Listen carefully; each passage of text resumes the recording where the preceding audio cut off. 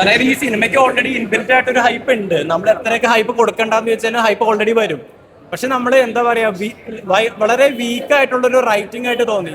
First half ഒക്കെ നല്ല രീതിയിലൊക്കെ ബിൽഡപ്പ് ചെയ്ത് കൊണ്ടുവന്നു. ഒരുപാട് ക്യാരക്ടേഴ്സിനൊക്കെ കൊണ്ടുവന്നിട്ടുണ്ട്. നമുക്ക് ഓൾറെഡി പരിചയമുള്ള കുറെ ക്യാരക്ടേഴ്സ്, ഓൾറെഡി എക്സിസ്റ്റ് ആയിട്ടുള്ള ക്യാരക്ടേഴ്സ് ഒക്കെ വന്നു. പക്ഷെ പിന്നീട് അങ്ങോട്ട് ആ ക്യാരക്ടേഴ്സ് എല്ലാം വെറുതെ വേസ്റ്റ് ആയ പോലെ ക്ലൈമാക്സ് നമുക്ക് വണ്ണിലും സെക്കൻഡിലും കിട്ടിയ ഒരു ഇമ്പാക്ട് എനിക്ക് കിട്ടിയില്ല.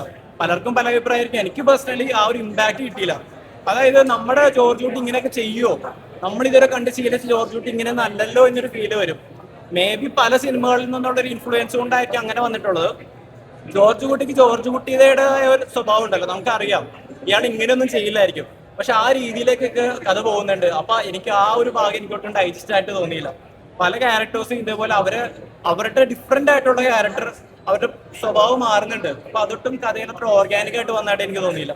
ദൃശ്യം അടിപൊളി. അതായത് പിന്നെ ജിത്തു ജോസഫ് പറഞ്ഞ പോലെ ഇമോഷണലി കണക്ട് ആവുന്ന രീതിയിലാണ് ഈ സിനിമ. നമ്മൾ ഒരുപാട് ഒരു വലിയ ത്രില്ലർ പ്രതീക്ഷിച്ച് ദൃശ്യം 1ഉം 2ന്റെ അതേ ലെവലിലുള്ള ആ രീതിയിലല്ല ഇത് എടുത്തിരിക്കുന്നത്. അതായത് ഇത്രയും കാലം കഴിഞ്ഞിട്ട് എങ്ങനെയാണ് ഇമോഷണലി ആ ഫാമിലി ഫീൽ ചെയ്യുന്ന പ്രശ്നങ്ങൾ, അതിലൂടെയാണ് സിനിമ കടന്നു പോകുന്നത്.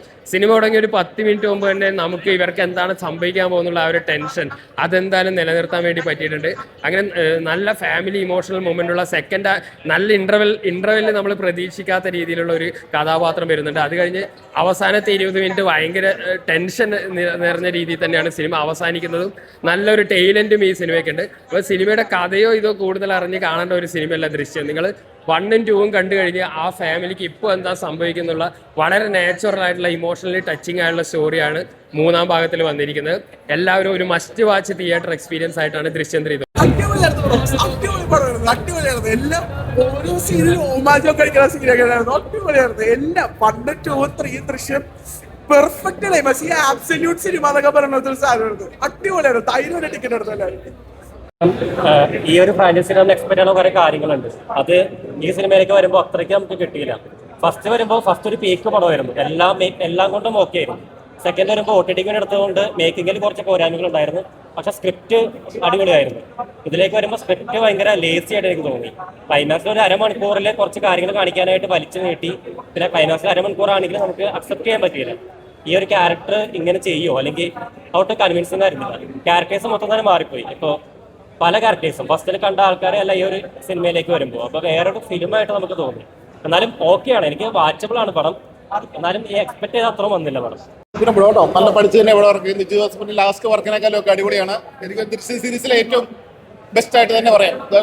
ബാക്കിയുള്ള പടത്തിന് ഒരു വിജയമായിട്ടല്ല കാണിക്കുന്നത്. ഇതൊരു സെന്റിമെന്റൽ മൂവി ആയിട്ടാണ് പടം തീരുന്നത്.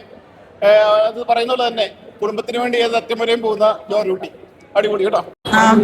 ഒരു കിടു പടം എന്ന് വെച്ചാൽ ആദ്യ ഭാഗത്തോടെ 2ാം ഭാഗത്തേക്കാളും കുറെ കൂടി വ്യത്യസ്തമായ രീതിയിൽ അവതരിപ്പിച്ചത്. ഒരു ഇമോഷണലി കണക്ട് ചെയ്യുന്നുണ്ട്.